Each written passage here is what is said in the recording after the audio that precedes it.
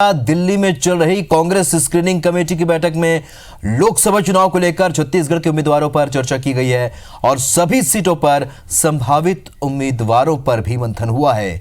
तो इस बैठक में मुख्यमंत्री भूपेश बघेल के अलावा छत्तीसगढ़ प्रभारी पीएल पुनिया मौजूद रहे। सीएम भूपेश बघेल ने मीडिया से चर्चा करते हुए बताया कि सारी सीटों पर चर्चा हो चुकी है और अगली इलेक्शन कमेटी की बैठक में इसे रखा जाएगा।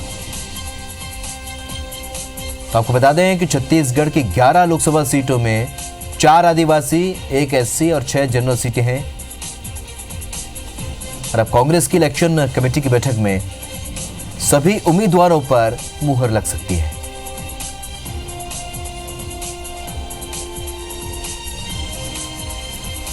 तो छत्तीसगढ़ पीसीसी स्क्रीनिंग कमेटी की बैठक हो चुकी है और इस बैठक में लोकसभा प्रत्याशियों पर चर्चा हुई है।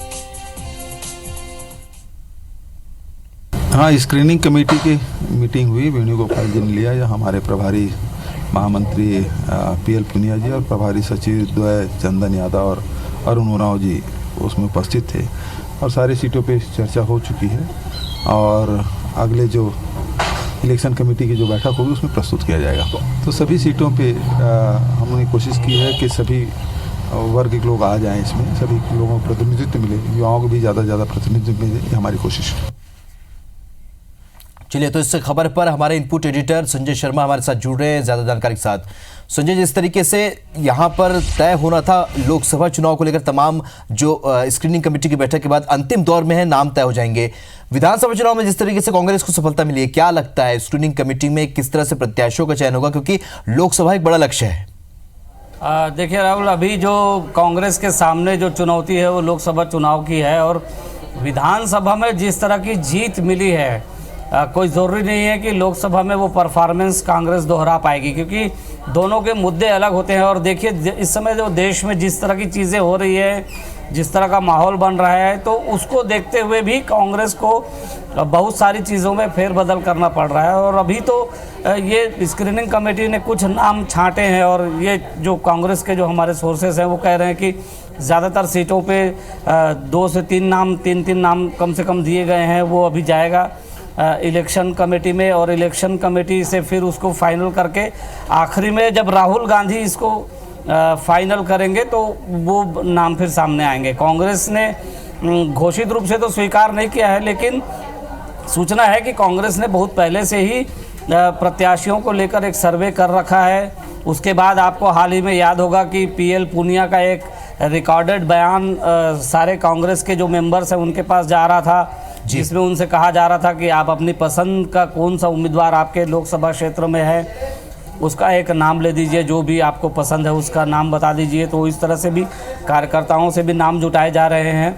पिछली बार भी इन्होंने ये किया था जब वो विधानसभा के चुनाव में गए थे, तो वो चीज़ें कारगर रही ऐसा लगता है कांग्रेस को, इसलिए लोकसभा के लिए भी नाम मंगाए जा रहे हैं। पर हमारे पास जो मोटे तौर पर सूचना है कि पार्टी कोशिश कर रही है कि जो अभी जो मंत्रिमंडल भूपेश बघेल ने बनाया है उसमें देखिए कुछ नाम बहुत भारी है और भारी भरकम सीनियर लीडर्स आ गए हैं। तो उनमें से सीनियर लीडर्स में से कुछ को चुनाव लड़ा दिया जाए, जो कुछ विधायकों में से चुनाव लड़ा दिया जाए, ये प्रयास चल रहा है। और ख़ासकर देखिए बहुत जो चर्चा में नाम है वो चरणदास महंत जो विधानसभा अध्यक्ष हैं उनका नाम है। हालांकि जो महंत के समर्थक हैं वो चाहते हैं कि महंत विधानसभा अध्यक्ष बने रहें और उनकी जगह उनकी पत्नी ज्योत्सना का नाम आगे बढ़ाया जाए।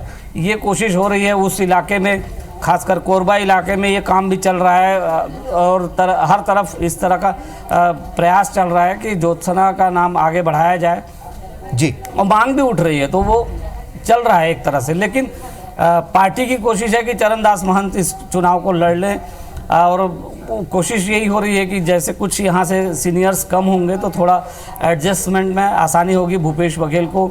इसी तरह से देखिए ताम्रध्वज साहू जो सांसद रहे, सांसद को यहाँ पर विधायक का चुनाव लड़ाया गया और वो विधायक बन गए और अब मंत्री बन गए हैं, गृह मंत्री बन गए हैं।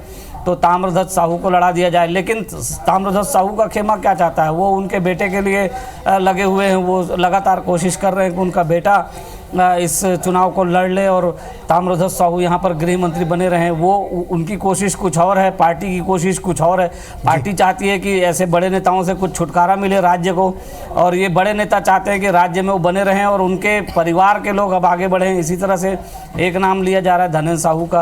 अब धनेंद्र साहू जो है, पिछले अगर जोगी सरकार का समय देखें तो उस समय ये मंत्री थे, अब मंत्री नहीं बनाए गए हैं इस बार। अब इस कुछ नाराज भी चल रहे हैं बताया जाता है पार्टी से, तो उनका नाम भी रह गया है। तो कोशिश की जा रही है कि धनेंद्र साहू को महासमुंद से प्रोजेक्ट कर दिया जाए।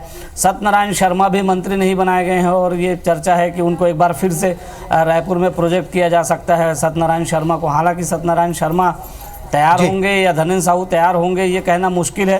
ताम्रध्वज और चरणदास महंत भी तैयार होंगे ये कहना मुश्किल है। तो इसलिए इनके साथ कुछ नाम साथ में दिए जा रहे हैं कि अगर ये तैयार होते हैं तो ठीक है, और ये तैयार ना हो पाए तो इनके साथ कुछ और नाम दिए जाएं तो दिए गए हैं। ऐसी बाकी जगहों पर भी ये मोटा मोटी 3 से 4 नाम तक पार्टी पहुंच गई है, लेकिन उसमें से एक नाम को ऊपर रख दिया गया है। जी बिल्कुल संजय जी, जिस तरीके से विधानसभा चुनाव में जो समीकरण बने और जिस तरह के बड़े नेताओं को जो जिम्मेदारियां मिली है उसमें कई मंत्री बन चुके हैं, ऐसे में अब कांग्रेस के पास एक बड़ी चुनौती है कि प्रत्याशियों के चयन के लेकर किस तरीके से वो तय कर पाती है। क्योंकि यहाँ पर जैसा कि आपने बताया, पार्टी स्तर पर भी ये चाहते हैं लोग कि बड़े नेता के बच्चे या बड़े नेता से जुड़े लोग ही आगे ना बढ़े। फिलहाल देखना होगा कि स्क्रीनिंग कमेटी की इस बैठक के बाद क्या कुछ तय होता है। इस जानकारी के लिए आपका बहुत बहुत शुक्रिया।